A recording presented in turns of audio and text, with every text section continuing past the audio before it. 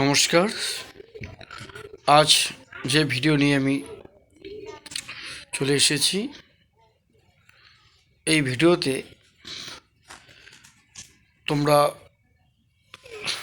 দেখতে পাবে বা শুনতে পাবে উচ্চ মাধ্যমিক যারা পরীক্ষা এবছর দেবে, অর্থাৎ 2023 সালে যারা উচ্চ মাধ্যমিক পরীক্ষা দেবে, উচ্চ মাধ্যমিক higher secondary examination 2023, HS higher secondary examination class 12-এর যারা পড়াশোনা করছো, যারা টেস্ট পরীক্ষা দিচ্ছ, এখন টেস্ট পরীক্ষা চলছে, টেস্ট পরীক্ষা যারা দিচ্ছ সবাই টেস্ট পরীক্ষা ভালো রেজাল্ট করবে, ভালোভাবে পাস করবে এবং টেস্ট পরীক্ষার পরবর্তী সময়ে তোমার সবাই অ্যাডমিটের ফর্ম ফিল আপ করবে এবং ফাইনাল প্রিপারেশন নেবে, ফাইনাল এক্সামের জন্য, অ্যানুয়াল এক্সামের জন্য প্রিপারেশন নেবে। তখন তোমাদের টেস্ট পেপার, বিভিন্ন কোশ্চেন ব্যাংক সলভ করতে হবে টেস্ট পরীক্ষার পর থেকে, ঠিক আছে? কিন্তু আজকে আমি এই ভিডিওতে উচ্চ মাধ্যমিক পরীক্ষার যারা উচ্চ মাধ্যমিক বাংলা মিডিয়ামে যারা পড়াশোনা করছো, যারা উচ্চ শিক্ষা সংসদের অধীনে যারা পড়াশোনা করছো, শিক্ষা সংসদ আমাদের ওয়েস্ট বেঙ্গল, পশ্চিমবঙ্গের যে বাংলা মিডিয়াম স্কুলগুলোতে পড়ানো হয়, সেই উচ্চ মাধ্যমিক অর্থাৎ ক্লাস 12 বা এইচএস হায়ার সেকেন্ডারি এক্সামিনেশন 2023 সালের যারা আমাদের পশ্চিমবঙ্গের বিভিন্ন হাই স্কুল এবং গার্লস হাই স্কুলের ছাত্রছাত্রী রয়েছে, তাদেরকে উদ্দেশ্য করে আমার আজকের এই ভিডিও। এবং এই ভিডিওতে থাকবে আজকের যে আলোচনা বিষয়, সেটা হচ্ছে বাংলা ব্যাকরণ। বাংলা ব্যাকরণ থেকে 5 নম্বরের একটা প্রশ্নের উত্তর লিখতে হয়। বাংলা ব্যাকরণ থেকে 5 নম্বরের একটা প্রশ্ন লিখতে হয়, যে কোনো একটি প্রশ্নের উত্তর লিখতে হয়। বাংলা ব্যাকরণ থেকে 5-এর কোশ্চেন থাকবে, 2-3টা থাকে, 2-3টার মতো কোশ্চেন থাকে, তার মধ্যে একটা বাংলা ব্যাকরণ থেকে লিখতে হয়। সম্ভবত 2টো কোশ্চেন থাকে, 2টো প্রশ্ন থাকে, 2টো প্রশ্ন থেকে যে কোনো একটা প্রশ্নের উত্তর তোমাদের লিখতে হবে। এখন তোমাদের জানতে ইচ্ছে করছে, তোমরা যারা সামনে উচ্চ মাধ্যমিক পরীক্ষা দেবে, হায়ার সেকেন্ডারি এক্সামিনেশন 2023 সালে যারা অ্যানুয়াল এক্সাম দেবে, তাদের মানে তোমাদের জন্য বাংলা ব্যাকরণের কোন অধ্যায় থেকে এবার 5 নম্বরের প্রশ্ন গুরুত্বপূর্ণ, very very important common suggestion Bangla ব্যাকরণ নিয়ে আমি হাজির হয়েছি আজকে তোমাদের সামনে। তোমরা এই ভিডিওটি প্রথম থেকে শেষ অবধি ভালো করে মনোযোগ সহকারে, ধৈর্য সহকারে ভিডিওটি দেখবে, তাহলেই বুঝতে পারবে যে এই ভিডিওটি রয়েছে আজকে যে উচ্চ মাধ্যমিক পরীক্ষার্থী যারা রয়েছে, ছাত্রছাত্রী যারা রয়েছে, সমস্ত ছাত্রছাত্রীদের উদ্দেশ্য করে বলছি, তোমরা বাংলা ব্যাকরণের যে 5 নম্বরের প্রশ্ন নিয়ে চিন্তা করছো, যে বাংলা ব্যাকরণ 5 নম্বর প্রশ্ন কোনটা লিখতে হবে, সেই বিষয়ে আজকে আমি তোমাদের সামনে আলোচনা করব, ঠিক আছে? আমি উচ্চ মাধ্যমিক পরীক্ষার অর্থাৎ হায়ার সেকেন্ডারি এক্সামিনেশন বাংলার উপর আমি এর আগে পরপর 2টো ভিডিও করেছি। প্রথম ভিডিওতে আমি বাংলা কবিতা, গদ্য, নাটক, কবিতা, গদ্য, নাটক, আমার বাংলা, আমার বাংলা এগুলো আমি বলেছি। আন্তর্জাতিক কবিতা, ভারতীয় গল্প, আমি প্রথম বাংলা যে ভিডিওটা রয়েছে আমার উচ্চ মাধ্যমিক পরীক্ষার উপর, সেই ভিডিওতে বাংলা গদ্য, কবিতা, নাটক, আমার বাংলা, আন্তর্জাতিক কবিতা এবং ভারতীয় গল্প আমি বলেছি। পরের ভিডিওতে, ভিডিও নাম্বার 2, যেটা পার্ট 2, সেখানে আমি তোমাদের বলেছি বাংলা সাহিত্যের ইতিহাস এবং রচনা, প্রবন্ধ রচনা। অর্থাৎ এর আগের 2টো ভিডিওতে তোমরা পাবে, আগের 2টো ভিডিওতে একটাতে পাবে কবিতা, গদ্য, নাটক, আন্তর্জাতিক কবিতা, ভারতীয় গল্প, আমার বাংলা, আর একটা ভিডিওতে পাবে তোমরা বাংলা সাহিত্যের ইতিহাস এবং প্রবন্ধ রচনা বলেছি। খুবই গুরুত্বপূর্ণ, very very important common suggestion.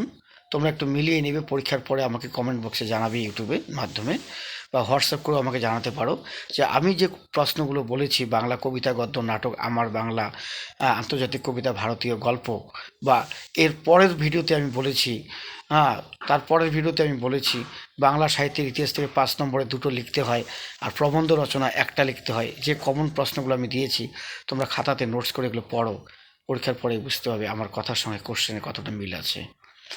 আর আজকে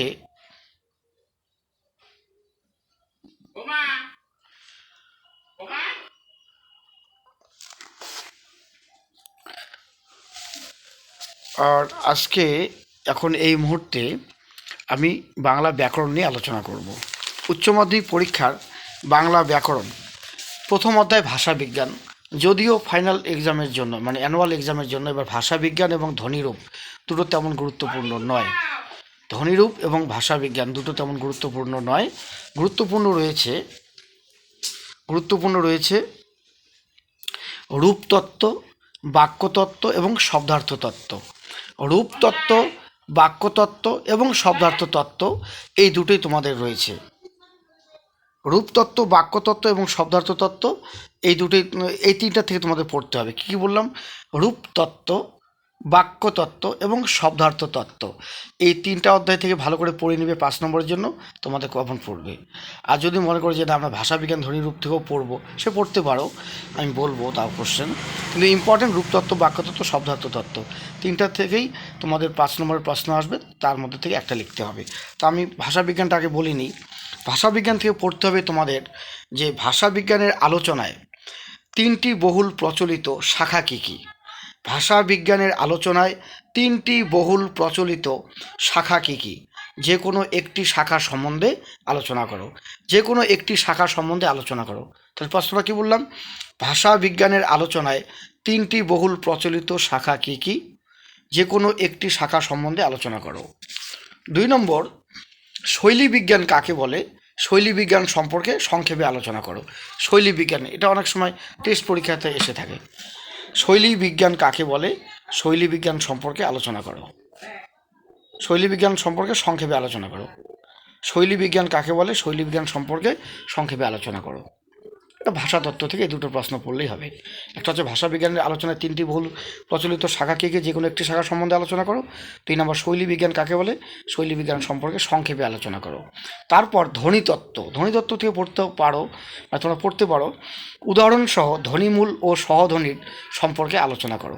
মানে উদাহরণসহ ধ্বনিমূল এবং সহধ্বনি, ধ্বনিমূল এবং সহধ্বনি সম্পর্কে আলোচনা করতে পারো, এটা আসতে পারে আলোচনা করো। আর একটা পড়তে পারো 2টি করে গুচ্ছধ্বনি ও যুক্তধ্বনি উদাহরণ মানে সহ আলোচনা। 2টি করে গুচ্ছধ্বনি এবং যুক্তধ্বনি উদাহরণ সহ আলোচনা। এটা যুক্তধ্বনি মানে যুক্তধ্বনি এবং গুচ্ছধ্বনি। কিন্তু আমি বললাম যে এবার 2023-এর জন্য ভাষাতত্ত্ব এবং ধ্বনিতত্ত্ব রূপ থেকে তেমন গুরুত্বপূর্ণ নেই, তাও তোমরা এগুলো পড়ে নিবে। কিন্তু গুরুত্বপূর্ণ হচ্ছে রূপতত্ত্ব, বাক্যতত্ত্ব এবং শব্দার্থ তত্ত্ব। আমি রূপতত্ত্ব থেকে বলছি, শুনে নাও।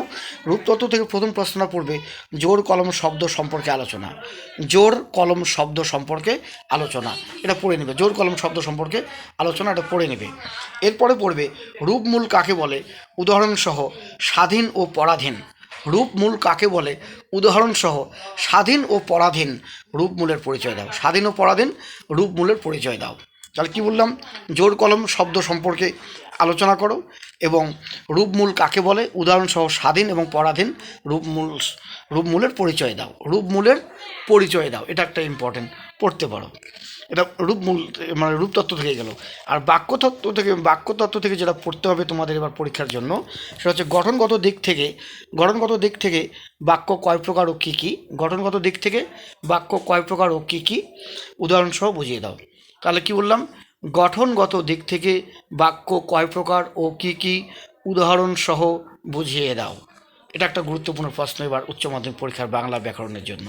আরেকটা পড়তে পারো বাক্য গঠন তত্ত্ব অনুসারে অধগঠন, কি বললাম?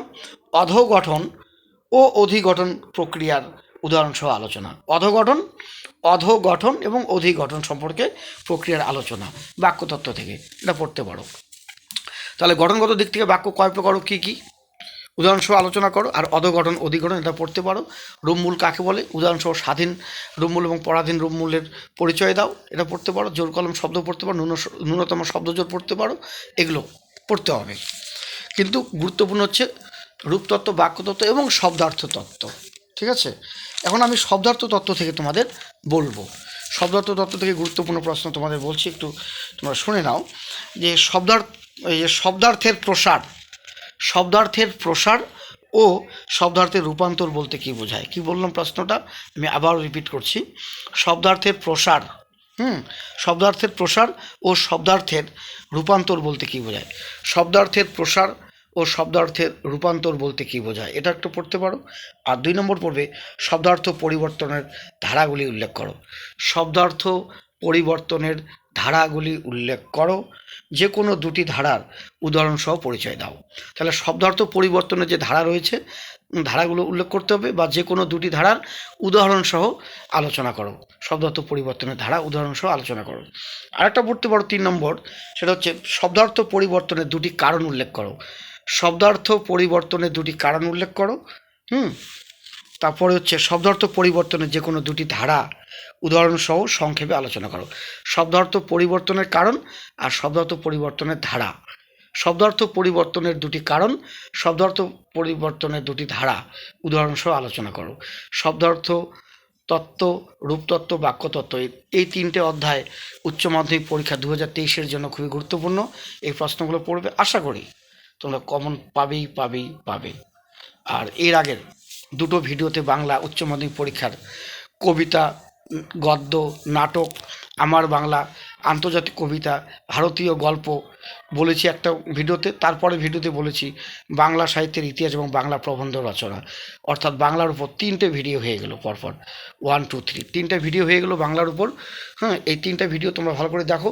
আশা করি বাংলায় কেউই 90-এর নিচে পাবে না, সবাই 90-এর উপরে পাবে, যদি আমার এই সাজেশনটুকু ভালো করে ফলো করে পড়তে পারো।